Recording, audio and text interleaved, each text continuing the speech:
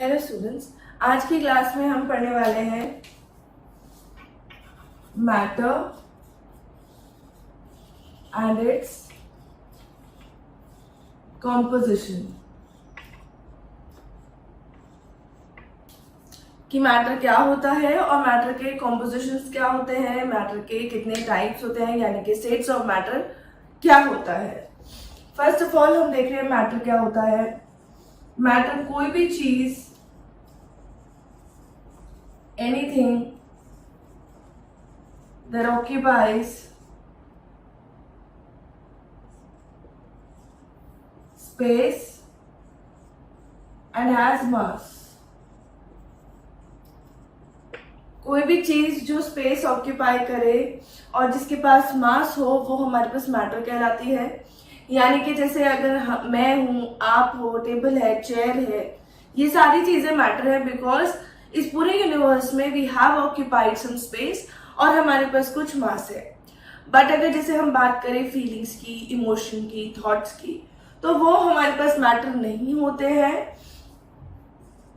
Those are not matter because they are not occupying some 3D space of this universe. तो ये हमारे पास जैसे मान लीजिए वाटर है, ह्यूमंस है, चेयर है, पेन है, ऑल दिस इज मैटर। ठीक है। अच्छा, अब मैटर जो है इसके कई सारे हमारे पास स्टेट्स होते हैं। जैसे मैंने कहा मैं हूं, वाटर है, चेयर है, पेन है, ये सारे मैटर है। बट हम सबके प्रॉपर्टीज सेम नहीं होते। आप देखेंगे ये सारी चीजें दिखने में भी डिफरेंट होती हैं और इनके फिजिकल प्रॉपर्टीज भी डिफरेंट होते हैं। तो उस बेसिस पे मैटर हमारे पास डिफरेंट डिफरेंट स्टेट्स में प्रेजेंट होता है। There are basically 3 different states of matter जो कि हमको स्टडी करनी है।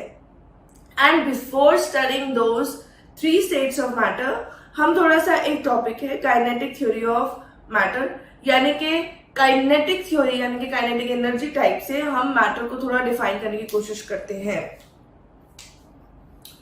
Kinetic theory of matter. ठीक है। अच्छा, जैसे मैंने कहा matter is anything that occupies space. जब भी हम स्पेस की बात कर रहे हैं तो हम उसके वॉल्यूम की बात कर रहे हैं। यानी कि हम देख रहे हैं कि कोई चीज आपके पास कितना वॉल्यूम ऑक्यूपाई कर रही है, उसका वॉल्यूम क्या है क्या नहीं है। ठीक है। तो ये वाली टर्म में बताना चाहती हूँ, ऑक्यूपाई स्पेस से हमारा वॉल्यूम से भी मतलब रहता है। Now coming to the kinetic theory of matter.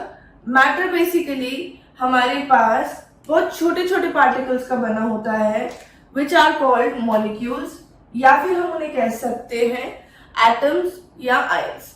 यानी कि जो भी सारा मैटर होता है, अगर जैसे मान लीजिए मेरे पास एक चौक का पीस है, मैं उसे तोड़ती चली जाऊं तो there will come some particle जिसके जुड़ने से जिसके जैसे पार्टिकल्स जुड़ने से मेरे पास वो चौक का पीस बना हुआ है। तो जो मैटर होता है हमारे पास, ये बहुत छोटे पार्टिकल्स का बना हुआ होता है। वो छोटे छोटे पार्टिकल्स आपके पास मॉलिक्यूल्स भी हो सकते हैं, दे कुड बी एटम्स और दे कुड बी आयंस। ठीक है। जो आपके पास ये पार्टिकल्स होते हैं they are in random motion और कंटिन्यूअस मोशन कह सकते हैं आप। यानी कि ये पार्टिकल्स आपस में रैंडम मोशन के अंदर होते हैं या कंटिन्यूअस मोशन होता है इनके अंदर। अब डिपेंडिंग अपॉन वो मोशन कितना ज्यादा है कितना नहीं है हम देखेंगे states of matter, but these particles are in random motion. ठीक है।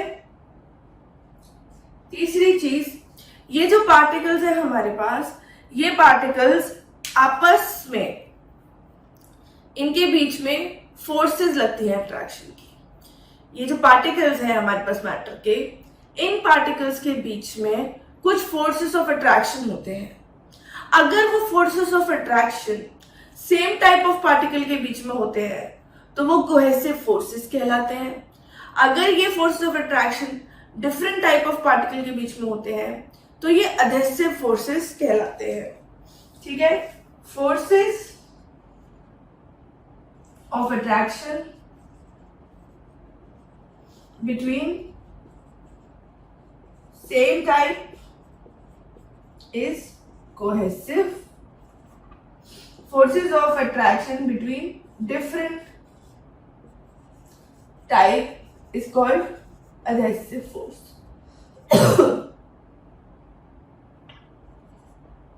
ठीक है, जैसे मान लीजिए आपने कभी देखा होगा कि हमारे पास पानी होता है, पानी बहुत सारी चीजों को चिपका सकता है, यानी कि पानी can act as an adhesive. Fevicol वगैरह भी लिखा आता है अधेसिव। क्या काम करती है फेविकॉल? फेविकॉल बेसिकली आपके पास अगर एक से ज्यादा टाइप का मटेरियल होता है, उनके बीच में बॉन्ड क्रिएट करने के लिए काम आती है, उनको चिपकाने के काम में आती है, उनके बीच में फोर्सेस क्रिएट करने के काम में आती है। तो जो फेविकॉल है हमारे पास, that is adhesive because it is, क्या कहें, वो खुद भी दूसरी चीजों से अट्रैक्ट हो रही है and it is creating that bond between two different type of material.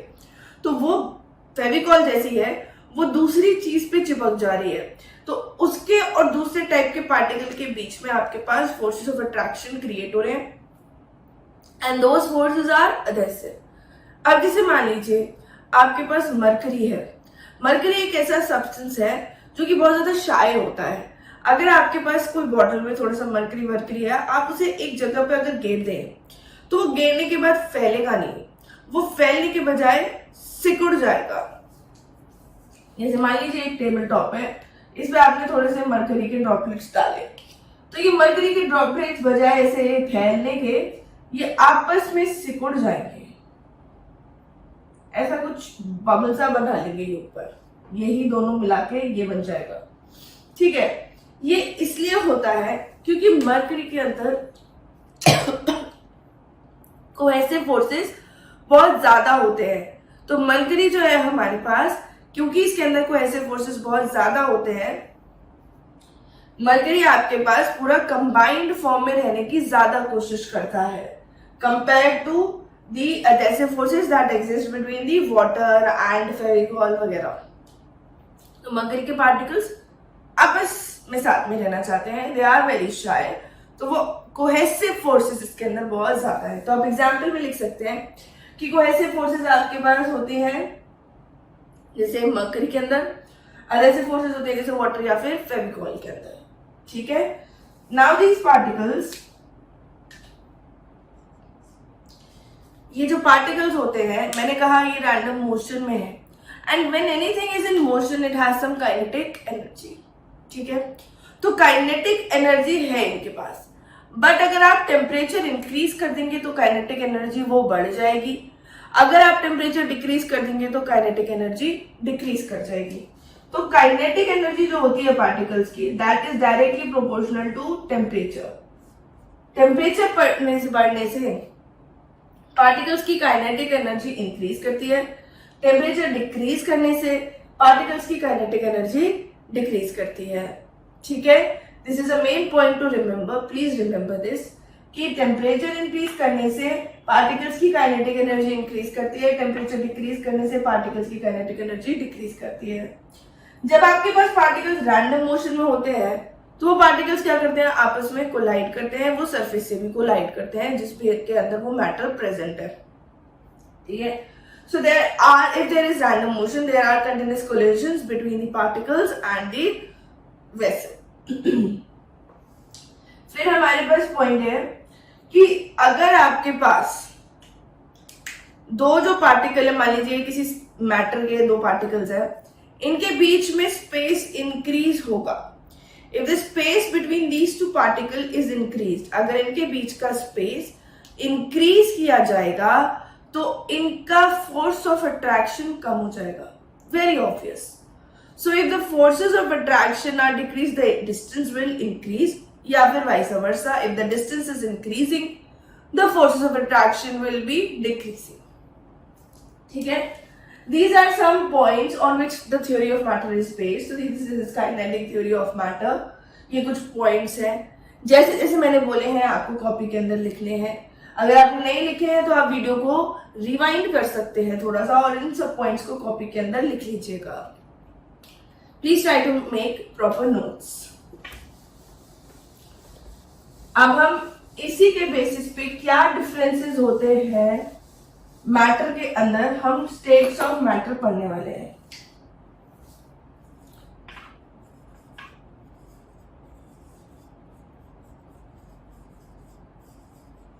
States of matter. तो बेसिकली मैंने कहा कि इन्हीं सब चीजों में थोड़ा मोड़ा कैसे डिफरेंस आएगा, उसके बेसिस पे हमारे पास 3 स्टेट्स ऑफ मैटर हैं। इन्हीं सब चीजों में या फिर फिजिकल प्रॉपर्टीज में we have 3 states of matter. One is solid, then we have liquid and then we have gas। solid, liquid and gas है हमारे पास। इन सब में क्या डिफरेंस होता है कि जो सॉलिड होते हैं उसमें पार्टिकल्स आपके पास बहुत टाइटली पैक्ड है, बहुत क्लोजली पैक्ड है, इनके बीच में ऑलमोस्ट नेग्लिजिबल स्पेसेस होते हैं। This is to remember a lot कि the molecules are tightly packed in a solid matter. There are negligible spaces. अगर हम लिक्विड की बात करें तो लिक्विड में आपके पास फिर भी थोड़ा सा स्पेस होता है compare to the solids, so the matter is not that closely packed. इतना क्लोजली पैक्ड नहीं होता मैटर। अगर हम गैसेस की बात करें तो गैसेस हमारे पास और लूजली पैक्ड होंगे और ज्यादा स्पेसेस होंगे उनके पार्टिकल्स के बीच में। ठीक है, so this is solid, this is liquid and this is gas. तो सॉलिड्स में आपके पास हाईएस्ट इंटरमॉलिक्यूलर मतलब आपस के मॉलिक्यूल्स में लगने वाली, इन मॉलिक्यूल्स में। So it has the highest intermolecular forces of attraction। ठीक है, इसमें आपके पास सबसे ज्यादा इंटरमॉलिक्यूलर फोर्सेस ऑफ अट्रैक्शन होंगे, इसमें मॉडरेट और इसमें लीस्ट। ठीक है, तो मैं यहाँ पे इंटरमॉलिक्यूलर फोर्सेस ऑफ अट्रैक्शन की बात कर रही थी, वही यहाँ पे है और वही यहाँ पे है, उन्हीं की बात कर रही हूं। It has moderate intermolecular force of attraction, it has least intermolecular force of attraction। ठीक है, तो अगर मैं पार्टिकल के बीच में स्पेसिस की बात करूं, इंटरमॉलिक्यूलर स्पेसिस की अगर मैं बात कर रही हूं, we are talking about intermolecular spaces, तो सॉलिड में वो लीस्ट होंगी क्योंकि इसके अंदर हम देख सकते हैं पार्टिकल के बीच में स्पेसिस नहीं है। अगर हम लिक्विड की बात करें, again we have moderate spaces between them, और अगर हम गैसेस की बात करें तो दे हैव मैक्सिमम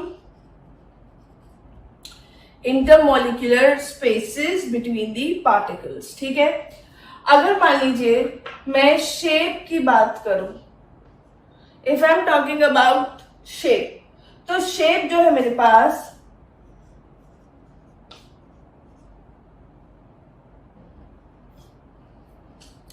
सॉलिड क्योंकि बहुत टाइटली पैक्ड है, तो सॉलिड के पार्टिकल्स आपस में हमेशा क्या रहेंगे, पास में रहेंगे।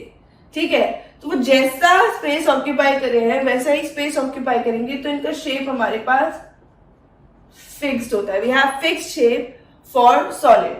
अगर हम लिक्विड की बात करें तो लिक्विड में आपके पास नॉट फिक्स्ड या इनडिटर्मिनेट शेप होगा। लिक्विड्स को आपने देखा होगा, जिस भी कंटेनर में हम डालते हैं उसी कंटेनर का वो शेप ले लेते हैं। So the shape of liquid is not fixed. अगर हम गैस की बात करें, अगेन क्योंकि इसके पार्टिकल्स के बीच में बहुत ज्यादा स्पेस है, so the shape is not fixed. ठीक है, देन अगर हम बात करें वॉल्यूम की, कि वॉल्यूम आपके पास, next property we are writing is volume, कि वॉल्यूम आपके पास कैसा कैसा रहता है इनका। सॉलिड का वॉल्यूम आपके पास हमेशा फिक्स्ड रहेगा, लिक्विड के भी जितने पार्टिकल्स होंगे उतने ही होंगे, ये आपके पास फिक्स रहेगा। बट जो गैसेस होती है, गैसेस के पार्टिकल्स क्योंकि बहुत दूर दूर होते हैं तो इनका वॉल्यूम फिक्स नहीं होता, और इसके अंदर इसकी वजह से क्या फीचर होता है, कंप्रेसिबिलिटी का। पार्टिकल्स बहुत दूर दूर है, एक दूसरे से बहुत ज्यादा दूर दूर है, कोई फोर्स ऑफ अट्रैक्शन नहीं लग रहे हैं, तो इनका वॉल्यूम फिक्स्ड नहीं होता, तो the volume of gases is not fixed, जिसकी वजह से अगर हम कंप्रेसिबिलिटी की बात करें, किसी भी चीज जिसका वॉल्यूम फिक्स्ड होगा आप उसे कंप्रेस नहीं कर सकते। मान लीजिए एक टेबल है, मैं उस पर दबाव डालू तो ऐसा नहीं है कि वो एकदम बिल्कुल कंप्रेस हो जाएगी और चिपक जाएंगे पार्टिकल्स, ऐसा नहीं होने वाला है। If I have an iron block, मैं उसमें फोर्स लगाऊं तो ऐसा नहीं है कि वो आयरन का ब्लॉक दब जाएगा नीचे। ऐसे ही लिक्विड्स है, तो इसमें आपके पास कोई कंप्रेसिबिलिटी नहीं होती, ये रिजिड होते हैं। रिजिड मतलब नहीं कंप्रेस होंगे। लिक्विड्स, अगर कोई चीज जितना वॉल्यूम ऑक्यूपाई करिए, मान लीजिए मैं 3D में इतना वॉल्यूम ऑक्यूपाई कर रही हूं, तो मैं इतना ही वॉल्यूम ऑक्यूपाई करूंगी। मुझे यहां से दबाव दिया जाए, यहां से दबाव दिया जाए, तो मैं कुछ सिकुड़ के हो सकता है आगे की तरफ आ जाऊं, पीछे की तरफ आ जाऊं या फट जाऊं। लेकिन ऐसा नहीं है कि मैं जितना वॉल्यूम ऑक्यूपाई कर रही हूं उससे कम वॉल्यूम मैं ऑक्यूपाई करूंगी।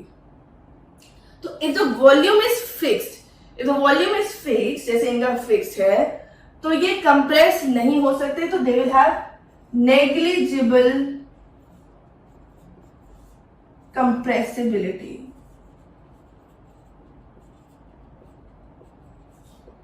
इनके अंदर बिल्कुल कंप्रेसिबिलिटी नहीं होगी। गैसेस आर कंप्रेसिबल, क्योंकि गैसेस के पार्टिकल एक दूसरे से बहुत दूर दूर है। जब आप किसी पिस्टन से इसके ऊपर प्रेशर लगाएंगे, मान लीजिए कंटेनर हम बंद कर दें और इस लिड को हम नीचे ले जाते जाए, तो ये पार्टिकल आपस में पास आते जाएंगे। So these particles are compressible. Liquids नहीं होते। आप इसका एग्जाम्पल किसी इंजेक्शन सिरिंज में देख सकते हैं कि उसमें हम लिक्विड भरते हैं, जब हम पीछे से प्रेशर लगाते हैं इंजेक्शन में, तो जो लिक्विड है वो आगे निडल से बाहर निकल जाता है। ऐसा नहीं है कि वो दब जाएगा बिना निडल से बाहर निकले, ठीक है। तो they have negligible compressibility and solids they are rigid. So these are some basic properties of solid, liquid and gases. तो ये आप पढ़ लीजिएगा अच्छे से। सॉलिड के एग्जाम्पल में आप लिख सकते हैं पेन एंड चेयर। लिक्विड के एग्जाम्पल में आप लिख सकते हैं वाटर, जूसेस। गैसेस के एग्जाम्पल में लिख सकते हैं आप oxygen, nitrogen, air. Air is a mixture of gases. तो ये आपके पास एग्जाम्पल होंगे, एयर, ऑक्सीजन वगैरह। So write down these examples as well. तो अगली क्लास में हम इन्हीं का इंटर कन्वर्जन देखेंगे, इन्हीं की काइनेटिक एनर्जी से थोड़ी सी स्टडी करके we will be doing the inter conversion of solid, liquid and gas.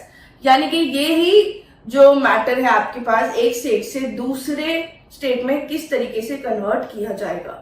So this we will be studying in our next class.